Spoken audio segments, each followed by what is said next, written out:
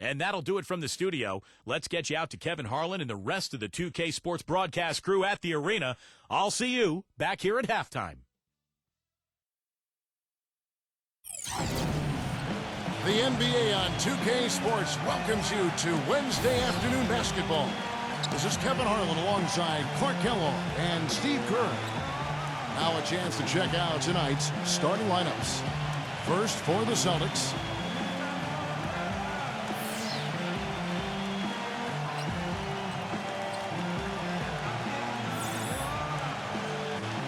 And looking at the Nuggets.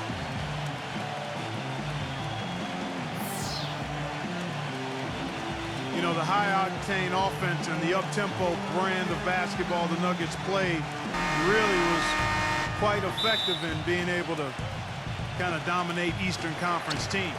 Tip-off goes to Denver. The pass to Santos.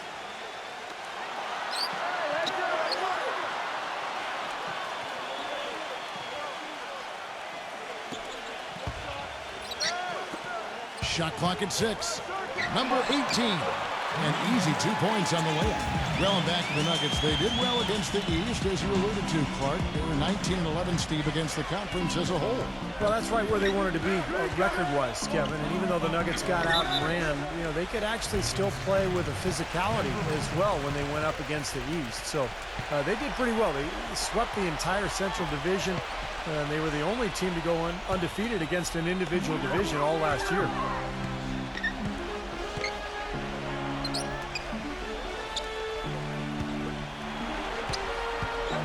Number 19. The Nuggets moving the ball around.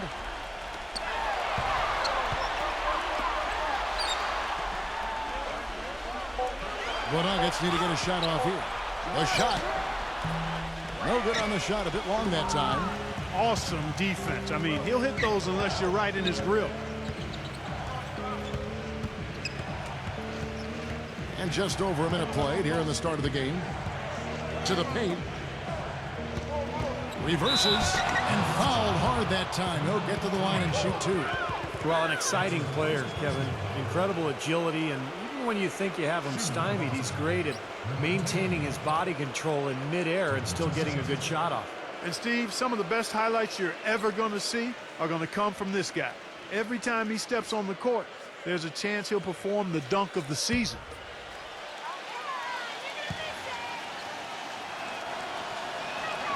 The first free throw is good. Not many teams, guys, in the East did very well against the West last season. And that in mind, you could call Boston's 14-16 record against the conference better than most.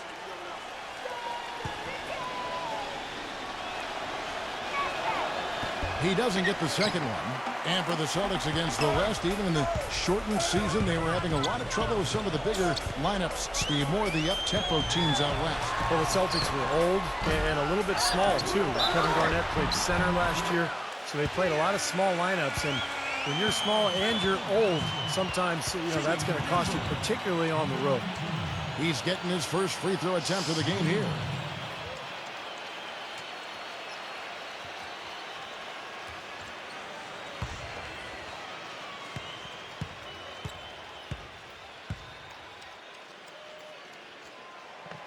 And that one misses. You know, when you're an older team and you try to milk every possession, you've got to be more efficient. And over the past few years, the Celtics have failed to grab offensive rebounds, and that problem was not corrected during their disappointing 12-13 season. We'll now go to Doris Burke, who spoke with Brian Shaw. Doris? Kevin, speaking to him about their game plan, he said it is all about taking care of the ball and not forcing anything. He said the one team that beats us more than any other is ourselves. If we get sloppy on offense, then it'll be a very tough game for us to win. It's something I stressed to them before the game. Let's see if they heard the message, guys.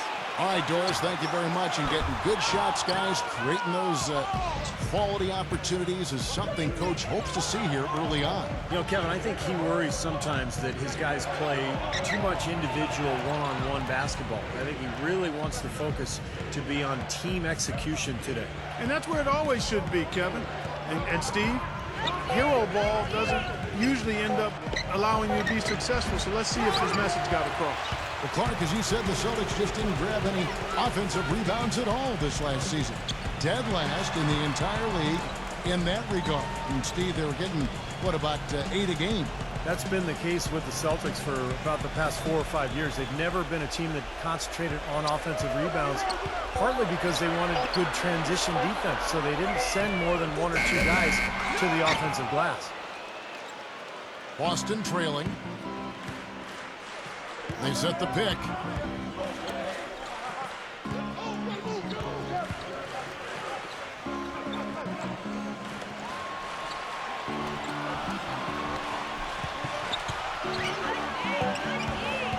Number 10, defended by Santos, and they take the lead. Just under 3.5 minutes gone here in the first quarter.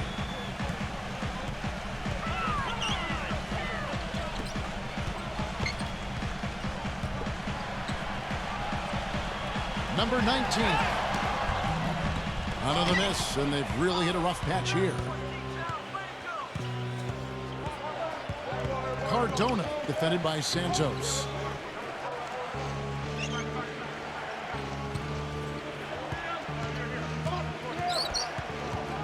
Six to shoot. Number 10. The teardrop falls in. He's got 5. What a finish with that hoop. The Nuggets trail by 3.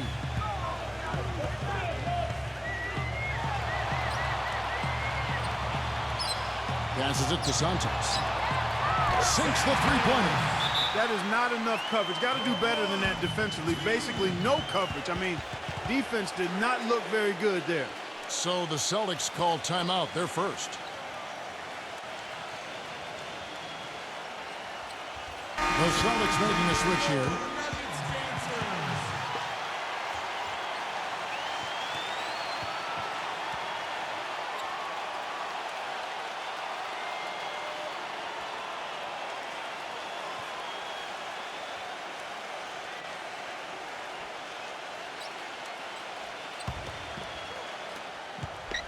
The Celtics have gone 3 of 4 from the field to start off the game.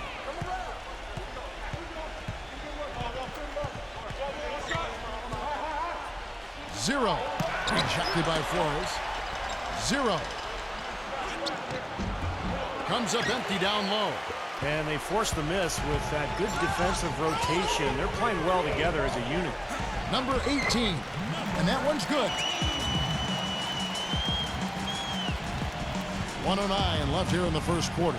Well, I tell you what, the Nuggets turned that Pepsi Center into their own personal fortress last season. Had the best record at home in the league.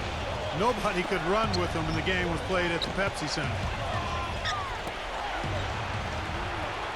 Number 22, defended by Santos. 4 on the shot clock. Number 22, the jumper from the free throw line is good. Denver's gone just 1 of 4 from three-point range here in the first. In that home record of the Nuggets, you mentioned Clark, 38-3. Been a long time since someone has been able to put up a home record like that, Steve. Pretty impressive. Well, it's always been difficult for teams to go to Denver and play at high altitude. And then you factor in all the back-to-backs and the fact that the airport is a long way from Denver. They're in a different time zone than a lot of teams in the West. So throw all that stuff together, and it's tough to roll in there, arrive 3 or 4 in the morning, and try to win the next night. Denver really taking advantage of their geographical area. And while it wasn't the biggest win streak of the season, the Nuggets did have a pretty good rampage of their own from the end of February into March. And because it happened when the Heat were doing what they were doing, the Nuggets kind of flew under the radar. And that's good as he hits both of his shots. Well, as you said, the Nuggets put together their big 15-game winning streak. But, you know, Steve, since it happened, when the Heat rattled off their big push, nobody really even seemed to notice. Yeah, that's right. It might have worked out in their favor anyway, Kevin, because that win streak really kind of put them into high gear and allowed them to climb into the 3rd spot in the West. Probably was nice not having the media focused on them and wanting to talk to them every day about what was happening in the Western Conference.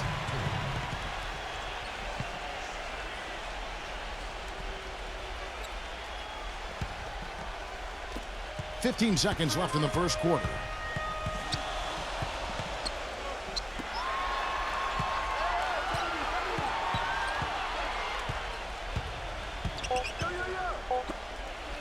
From deep. No good on the buzzer beater.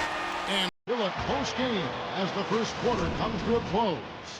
The Nuggets on top, leading by just 2. And we'll be back with you for the start of the second quarter when we return.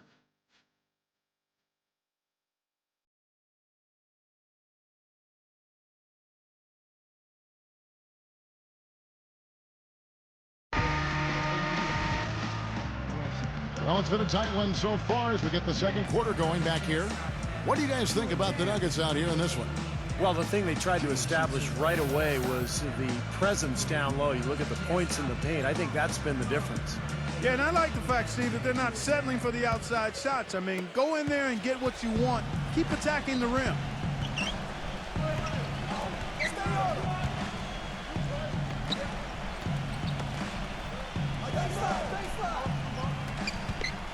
Number 11 buries it from three-point range. Boy, I tell you what, he loves getting looks like that from the three-point line. No one near him. That's a warm-up jumper for him. Pass to Santos.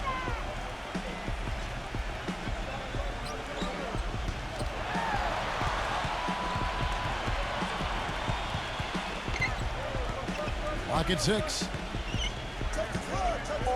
Number 16. Foul call that time on the way up. That'll give him 2 chances at the free throw line here. You knew that at some point the window for the group of Celtics that had won a title was going to close. I mean, it was inevitable. But last year seemed like they were going to go for one last hurrah as they added some depth and looked to reload for another run.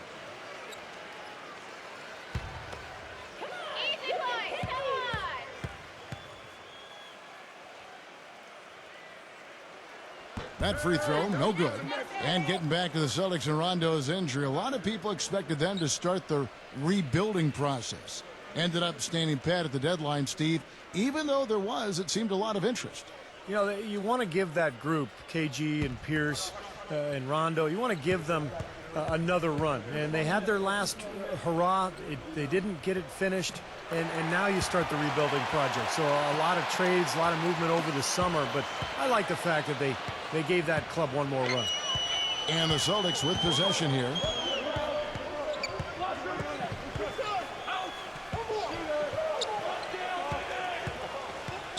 The dish now to Hayes.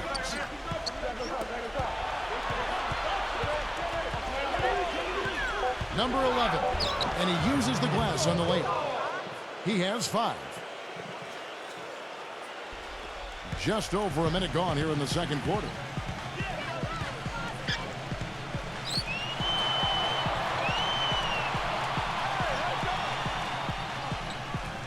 And the pass to Santos.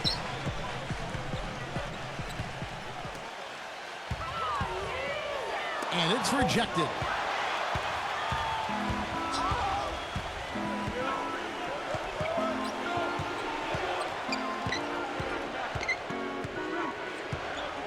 There's a screen. Shot from 12. There's the block. 2 minutes now played in the second quarter.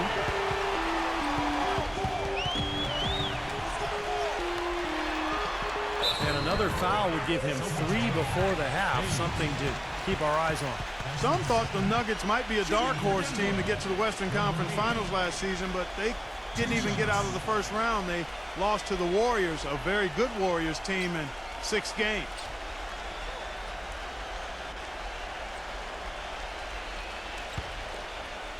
Come on, you can hit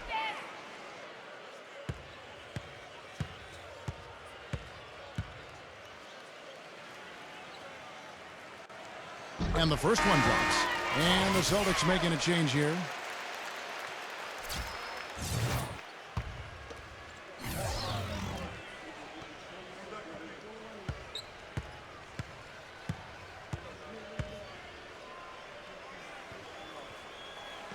That one falls, so he hits both of them. The Celtics have gone 2 of 3 from the field here to open the second quarter.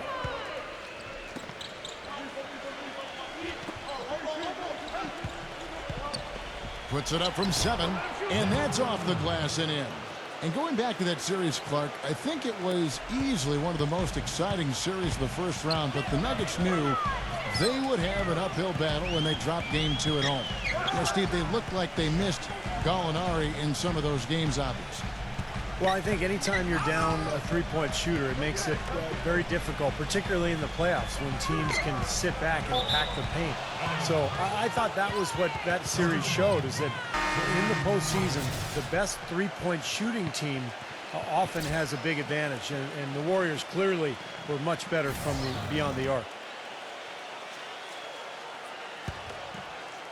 Here in the second quarter, we've played a little over 2.5 minutes now.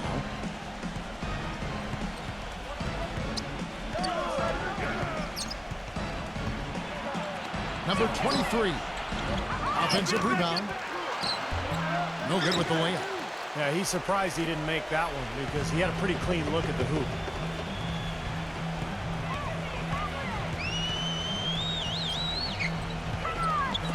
Number 16. Traps in the tray. He has 6. Celtics have gone 50% from the floor in the second quarter, 3 of 6. And a little under 3.5 minutes elapsed in this second quarter of play. Inside. Dives for it. Pass to Santos. Just his first attempt. Good as the jump shot falls. And now it's a 3-point Nugget lead. The Celtics shooting it really well. 54% from the floor.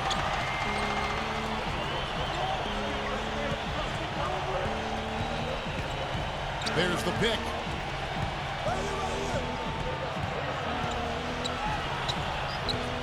Shot clock at 5. Number 13. It's rebounded by Santos. The Nuggets leading by 3. 1:51 left to play in the first half. Here's Flores. Up again. Great positioning on the putback. Boy, nice tip in to salvage the points from the missed shot. And made it work. It did, yeah. And those second chance points, Clark, they do add up. Yes, sir. They sure do. That's why boxing out is so important. Defensively, you can't just let a guy get to the rim and not put a body on him. Number 23. Lays it up and in on the nice reverse. And things are going to come way too easy for him if he can get that deep post position. I agree with you, Steve. You got to deny him the ball down there as best you can. Denver calls timeout. And at this point of the game, always important to stay focused. And while the coach goes over the game plan, these players are getting a much-needed chance to rehydrate and refuel with Gatorade. And guys, we know the drill well. All 3 of us drinking the Gatorade too. Yeah, no question. Right. I mean, Kevin, people have no idea the fatigue that can set in during a telecast.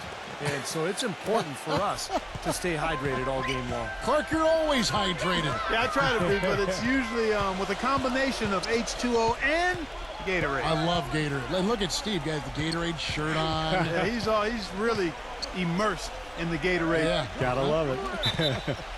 And it's out of bounds. The Celtics will take it the other way.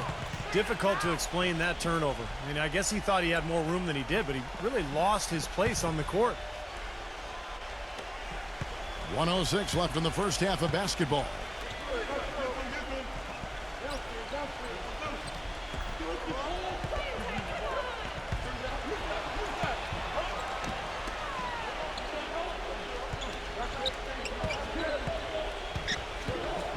Number 10. And he lays it straight in. Now just a 1-point Nugget lead. Well, I tell you what, the defenders didn't even get a sniff of him on that move to the hoop.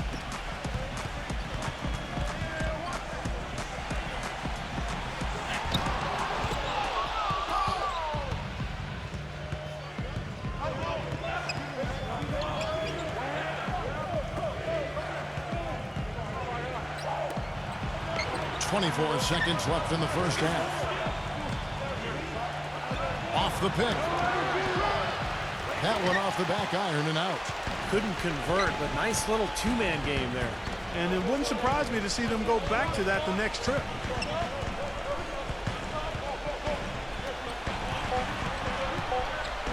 From 13. Second quarter ends in a tight one. Nuggets lead by 1.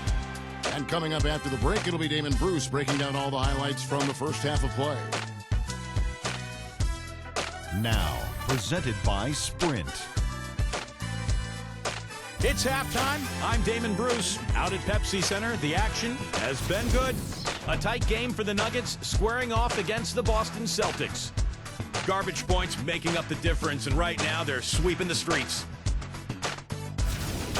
Looking at Boston, they're definitely making plays as well. Excellent bench production, the second string coming in, knocking down the shots. That's it for me here in the studio. Time to send you back out to Kevin Harlan and the crew for the start of the third quarter. The Sprint Halftime Report, presented by Sprint. Well, both sides have assessed what they need to do over the break in halftime. We'll see now if one can pull out a way here in the third.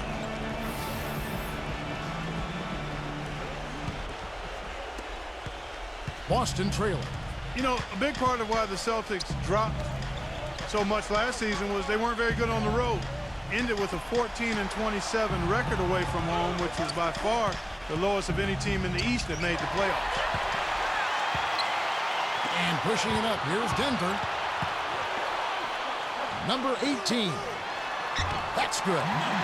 And the Nuggets lead by 3. You know, with that much of a height advantage, that's exactly what you should do. Take it straight to the rim. And as you said, Clark, rarely can you win just over a third of your road games like the Celtics did and expect to make the playoffs. And now had they played closer to 500 on the road, Steve, there's a good chance they could have ended up as the 5th or the 4th seed. Well, and in the Celtics case, it wasn't their defense, Kevin. It was their offense that betrayed them when they went out onto the road. They just couldn't win the close games. And some of it was just age and injury. But so many of those road losses from last year just came back to haunt them, and that's why they ended up with that 7 seed. And here are the Nuggets now after the basket by Boston. Clock is at 3. No good from Santos. And the Celtics shooting 56% in this game, really stringing quality possessions together offensively.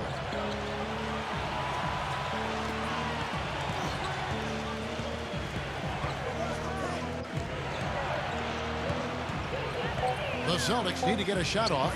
Number 10. So he gets the whistle. Contact on the way up and 2 shots coming up. Yeah, the referee's all over that one. No doubt about it. Clearly a foul. Nothing to argue about there. He shot 2 free throws in the game, made 1 and missed 1.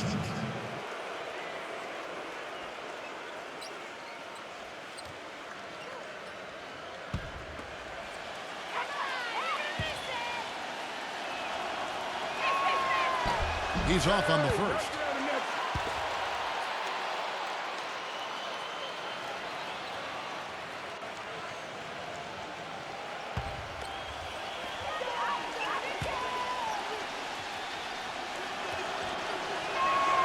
That one drops. He ties it up. They should be in front right now, but he'll be relieved not to have come up totally empty there.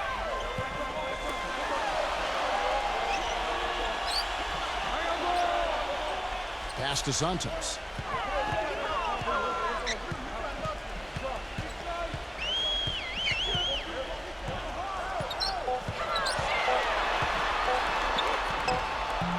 And Boston with the rebound.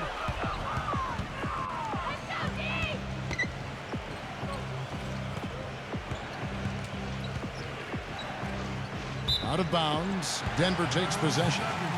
That's not what they needed there, that's for sure.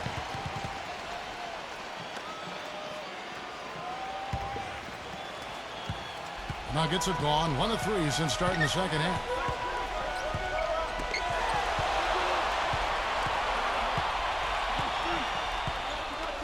Three-pointer. Gets it to go. He has 6. Not quite 2.5 minutes played here in the second half.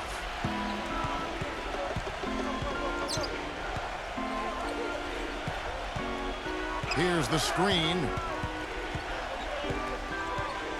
Number 9. So the whistle blows on the shot and 2 free throws for the contact right there. Well, probably the right play defensively. If you can't get the block, send them to the free throw line. Don't give them an easy 2. No easy buckets inside. Force free throws and work to keep them out of the lane next time around. The Celtics have split their free throws right down the middle so far. They're 2 for 2. And he knocks down the first one. The Celtics making a switch here.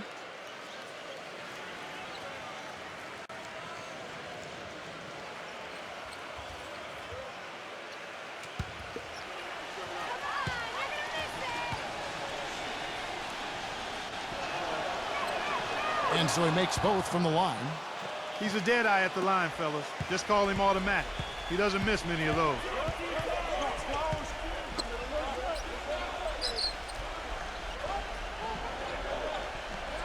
Clock keeps going. 3 minutes into the second half now. The pass to Santos. Launches it. No good. So the Celtics will take it the other way.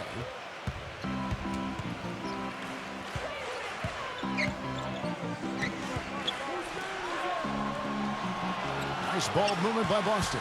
Number 22. They get it back. That puts them in the lead. And the Celtics lead by 1. A little under 2.5 minutes off the clock now here in the third. Time called here. The Nuggets decide to talk it over.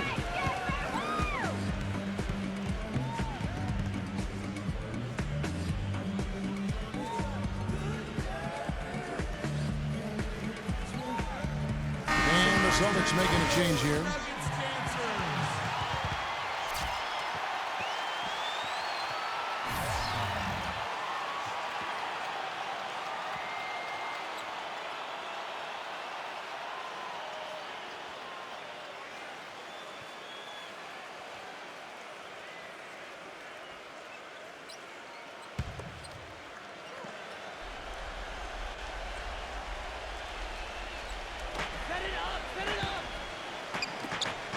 In the third quarter with just over 3.5 minutes off the clock.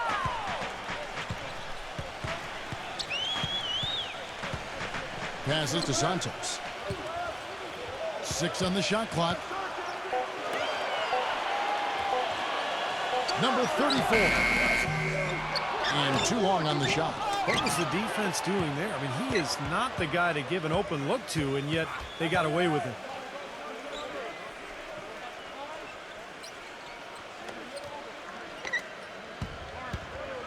He passes it to Santos.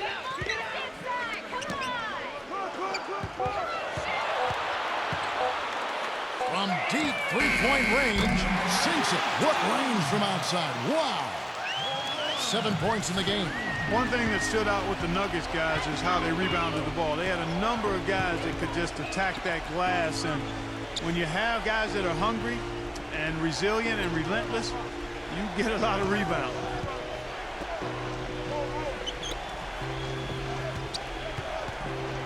Number 10. Denver grabs the miss. 1:14 left to play here in the third. Number 19. Quick shot there, and it's off target. Well, guys, back to the Nuggets. They are decent or just run-of-the-mill when it comes to defensive rebounding. But what makes them such a handful, Steve, to deal with on the glass is their offensive rebound. Number 1 in the league last season. It's kind of the approach for George Karl. Run at all costs and attack the glass, both on the boards and in transition. And I think that's one of the reasons they developed the identity that they did as a team. They were a nightmare to deal with. They just came at you in waves. Pass to Santos. This one for 3. And again, Denver with the triple. They're going back to the three-point shot over and over and over. That was the 9th straight point from behind the arc, Clark. It feels like they're finding the holes in this defense. So it's Boston now. It's a 5-point game.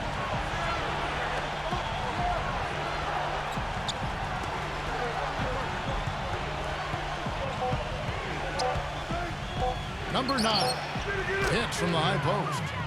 He has 6. Man, a pleasure to watch him work at that end of the floor. From half court, can't get it to go. And we just finished the third quarter, and we got a tight ball game here. Nuggets ahead. They're up by 3. And we're coming right back after this break to get the fourth quarter underway.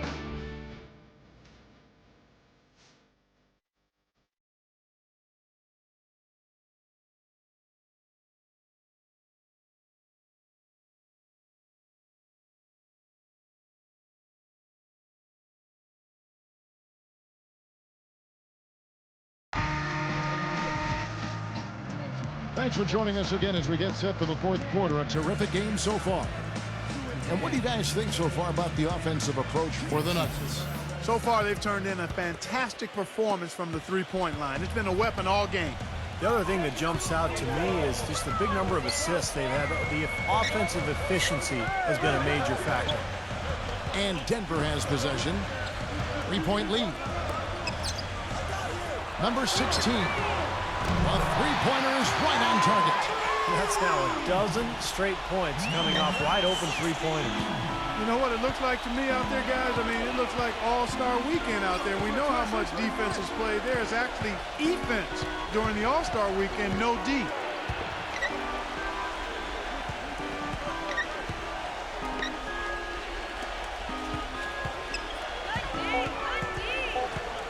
Number 10. And it's Denver with the rebound. Usually, if he gets to the rim, he's converting it into points. But the defense stood tall there. Yeah, the referee's all over that one. No doubt about it. Clearly a foul. Nothing to argue about there. Come on,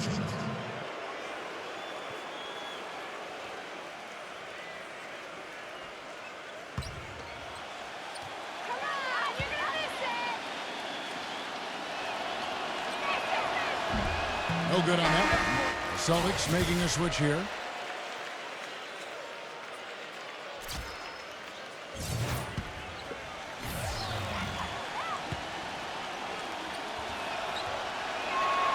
And he sinks the second.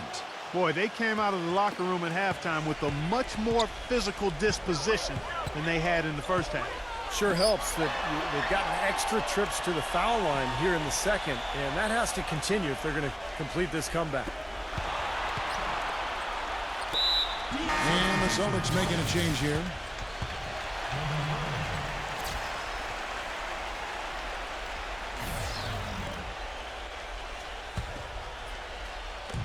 Fourth quarter still young, just over a minute play. The pass to Santos. Shot clock at 6. For the three. No good. Celtics trail by 5.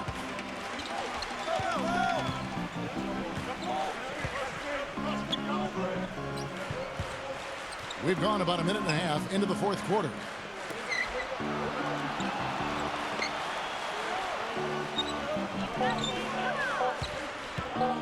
Number 13. No good from outside. Got the defender off his feet with the pump fake, but couldn't knock it down.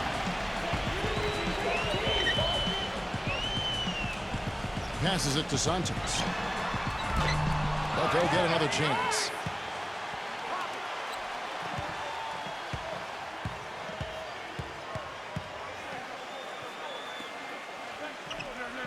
Number 8.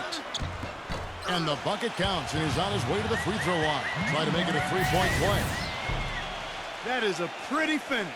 The defense did all they could there, but he just outwilled them.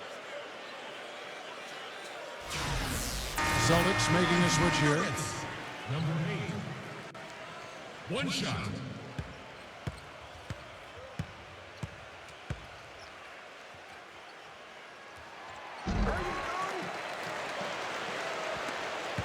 Celtics trail by 8.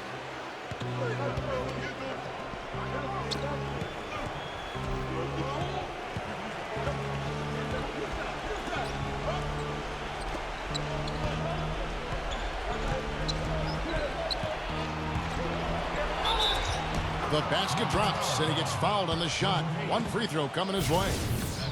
And how did he get that to go? Even after the whistle, I like the awareness, the alertness, and the presence of mind to finish the play.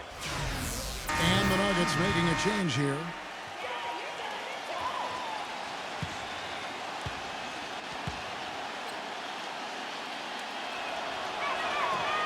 And the free throw, no good. The Nuggets leading by 6.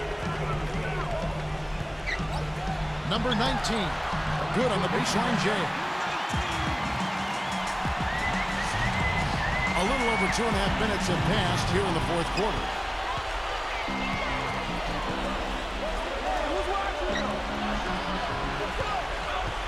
The Celtics working the ball around now.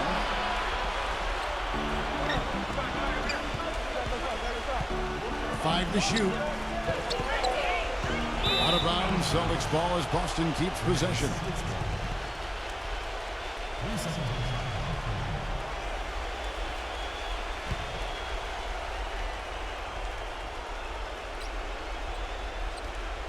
On the clock, number 11. Smooth as silk on the finger roll. Not trying to rattle any rims or racks there. Just up and in with the finger roll.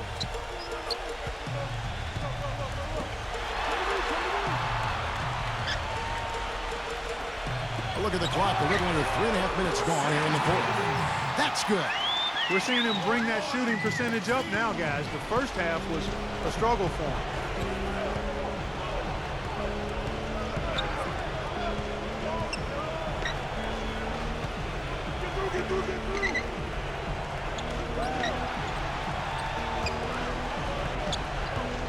Number 15 will not go.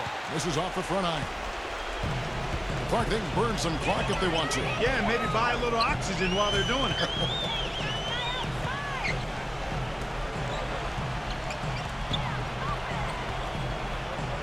Free throw line jump shot. And again, it's Denver.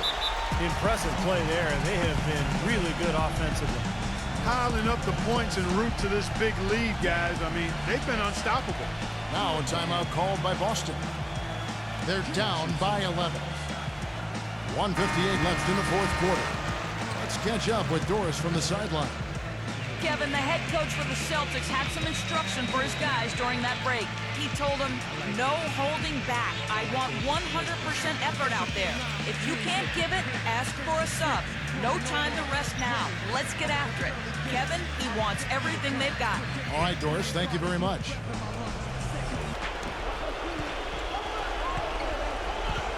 We've got 1:55 left in the fourth quarter of this one.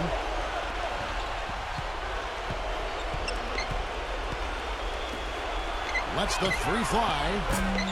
Cannot hit. Nobody near him. He'll normally make that one.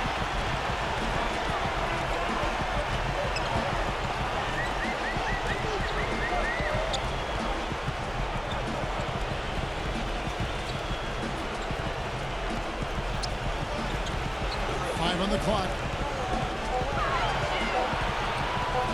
And there's the whistle. Fouled hard on the shot. He'll go to the line. Yeah, the defender draped all over him. Pretty plain and simple. Got him good there. At the line for two.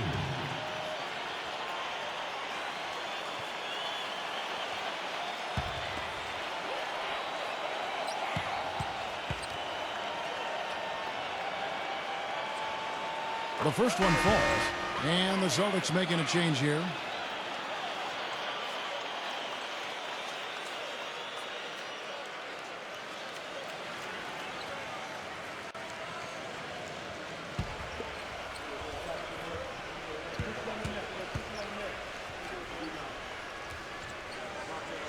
And so he hits both. 1:21 left in the fourth.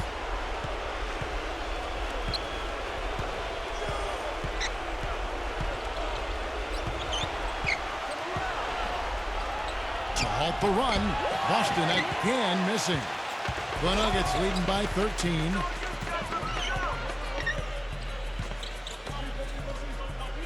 Pass to Santos.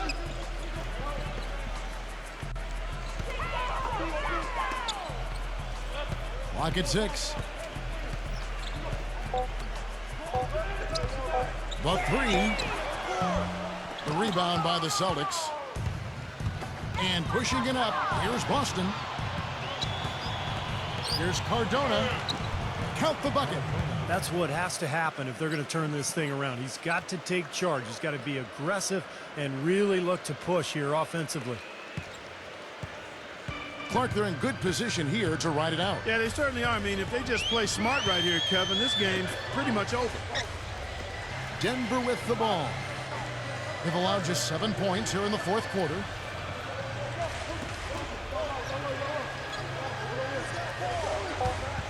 Number 18. The feather touch on the finger roll. Beautiful. And the Nuggets lead by 13. Terrific job taking care of business in front of the home fans. And, Steve, I thought those fans, those home fans, gave this team a big lift all game. A lot of positive energy in the building. So it's the Nuggets winning this one easily. You know, Clark, every team has a bad night, and these guys might want to watch the tape of this game the next time they have a bad night to remind themselves how dominant they can be. Well, this is one of those dream-like games for a coach. And that'll do it for Clark Kellogg, Steve Kerr, and Doris Burke. This is Kevin Harlan saying so long and thanks for joining us as we leave you with the Jordan Player of the Game.